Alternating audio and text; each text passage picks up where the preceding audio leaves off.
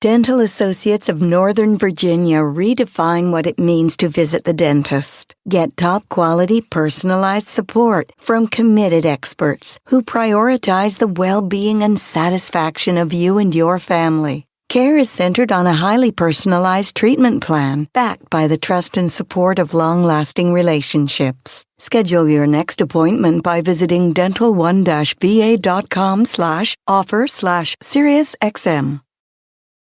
Luxury is meant to be livable. Discover the new leather collection at Ashley with premium quality leather sofas, recliners, and more, all built to last. No matter how many spills, scuffs, or pet-related mishaps come its way, the leather collection at Ashley is made with the durability you need for the whole family. Shop the new leather collection at Ashley and find chairs starting at $499.99 and sofas at $599.99.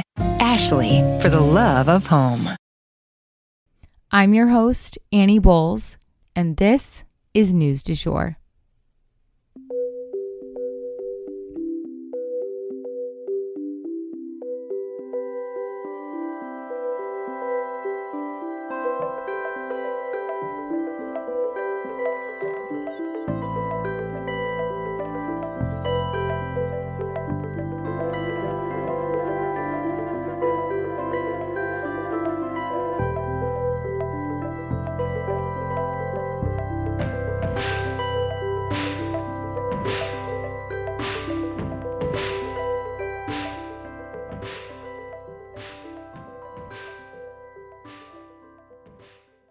Welcome to News du Jour. You may be wondering, why am I, Annie Bowles, here hosting this podcast?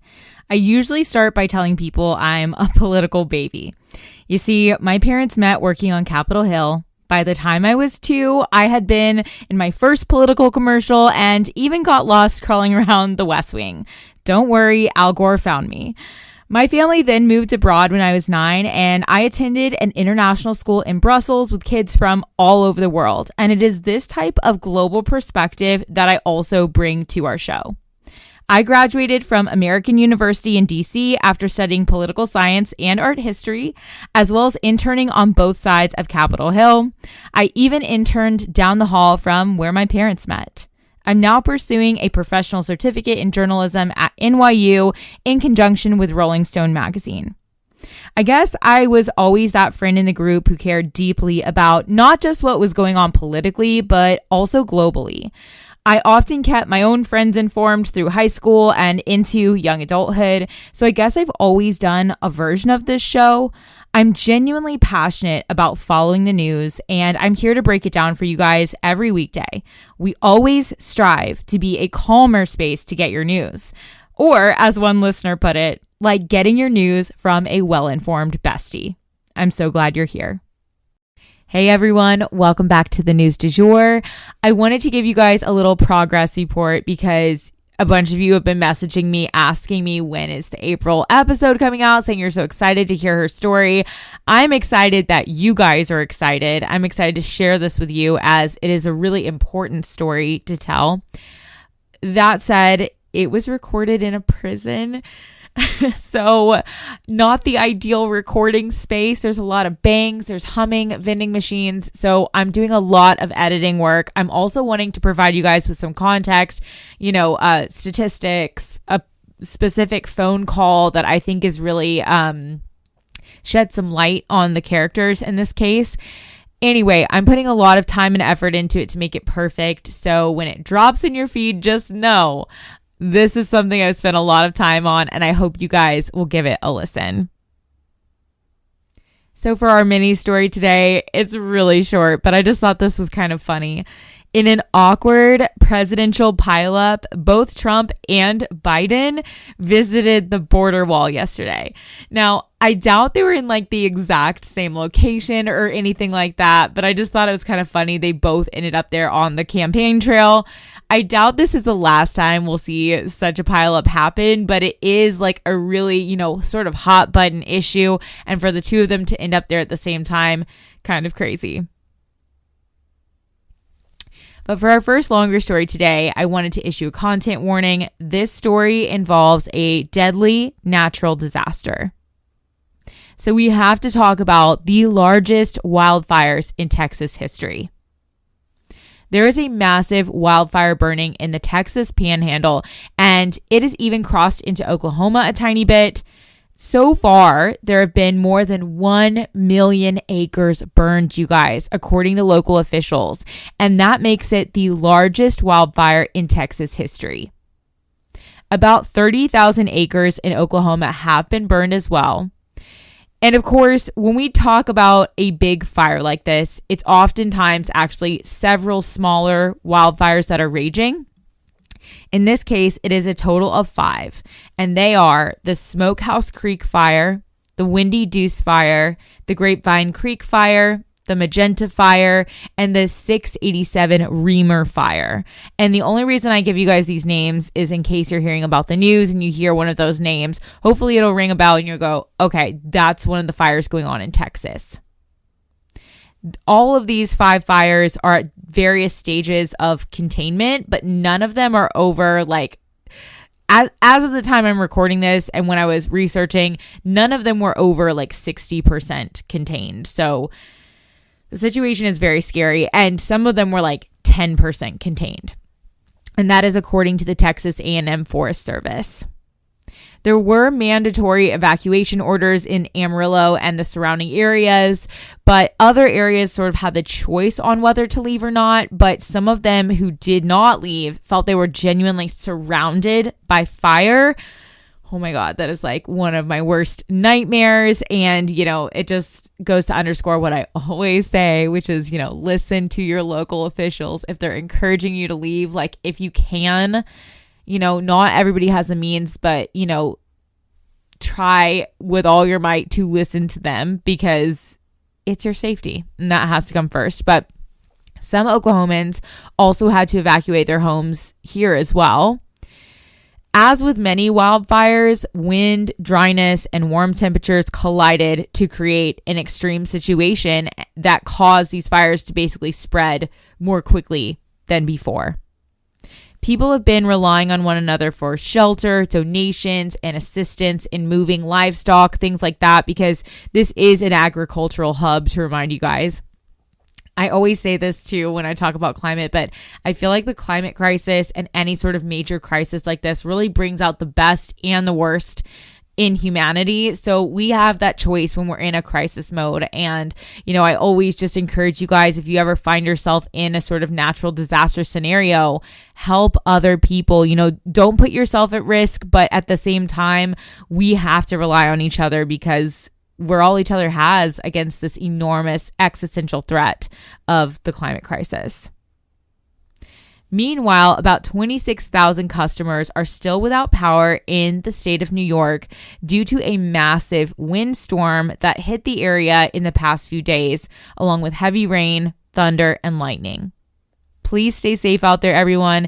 And as always, please listen to local weather channels and officials for guidance on safety measures. Next up, I want to issue a content warning here. This story involves war. So I wanted to go over some updates to do with Gaza and Israel. First and foremost, I wanted to cover the death toll in Gaza. It's important to understand that the Palestinian Health Ministry is essentially synonymous with Hamas. That said, about 30,000 people have been killed in Gaza, according to the Palestinian Health Ministry. And many outside organizations that study human rights, such as Amnesty International, have reached similar numbers in recent days. So, you know, without being able to get a full head count, because there are people buried under rubble, this is the neighborhood that we're talking about. Some groups even say that 30,000 is probably a dramatic undercount, but again, it's safe to say that there has been a mass amount of civilian casualties. And speaking of which, aid seems to be becoming a target. Remember when we covered that the Israeli Navy shot at a UN truck that had coordinated an effort to bring aid into northern Gaza? Well, now there's been another incident where aid was attacked, but unfortunately with a much more deadly outcome. In this instance, there was a big aid drop. And again, as we know, aid is desperately needed in Gaza right now. So people swarmed it, just trying to get a bite to eat and other essentials. According to the New York Times, the specifics on what started the chaos seems really unclear. There have been very different accounts of what happened, but what we're going to do is just discuss what was said by each party. The Palestinian Authority, which again is Hamas, said that over 100 people died and 700 were injured, all by Israeli fire. The hospital, however, said that they received 12 dead bodies and 100 injuries. The Israeli military said that while it did fire at the crowds, most people were killed by being trampled by a stampede, but they didn't give any specific numbers.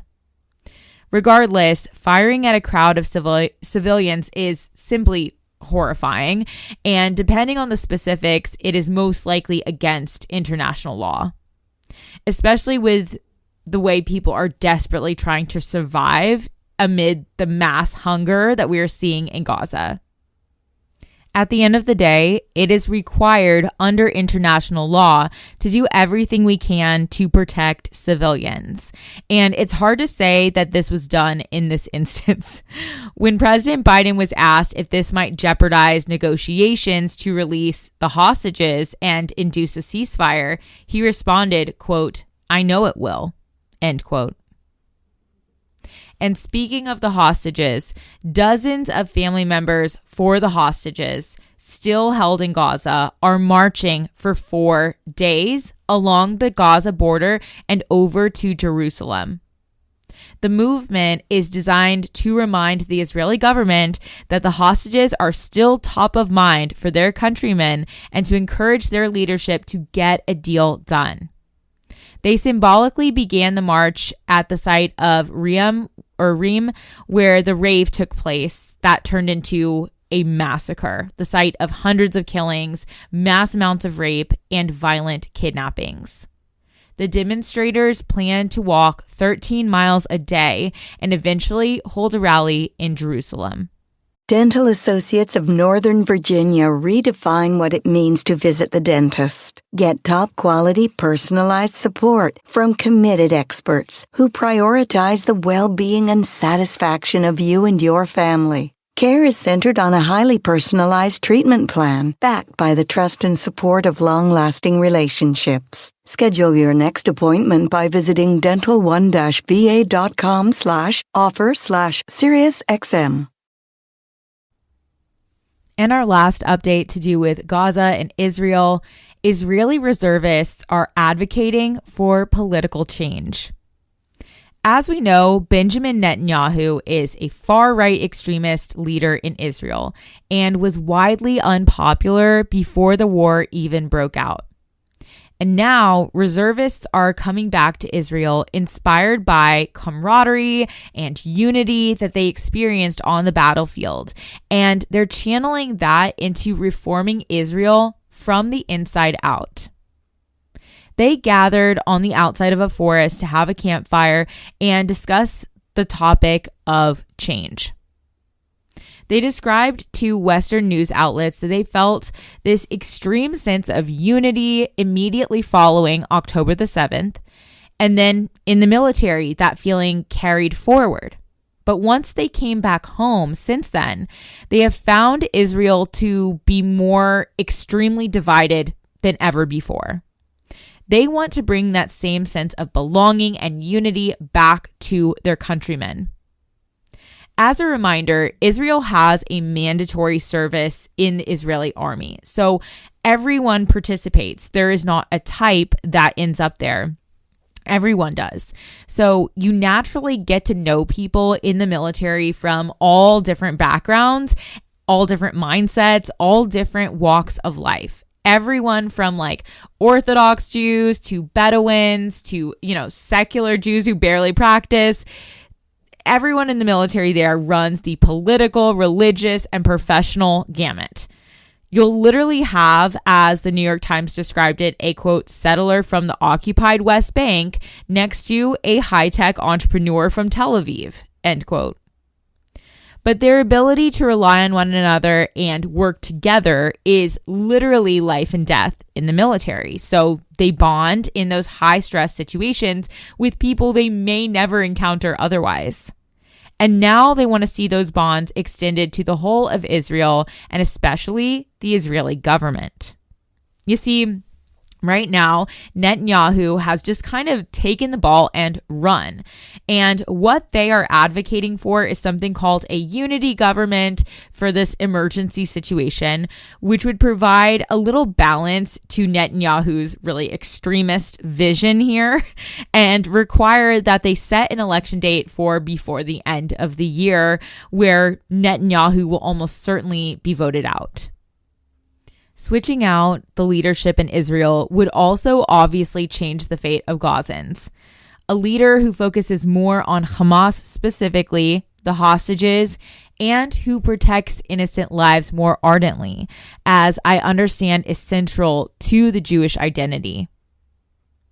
The unity group is called Tikkun, and they are meeting with political activists who led the pre-war protests, as well as lawmakers who on the far right. So they're really running the political spectrum, and don't you worry, they're getting hate from both sides of the political spectrum.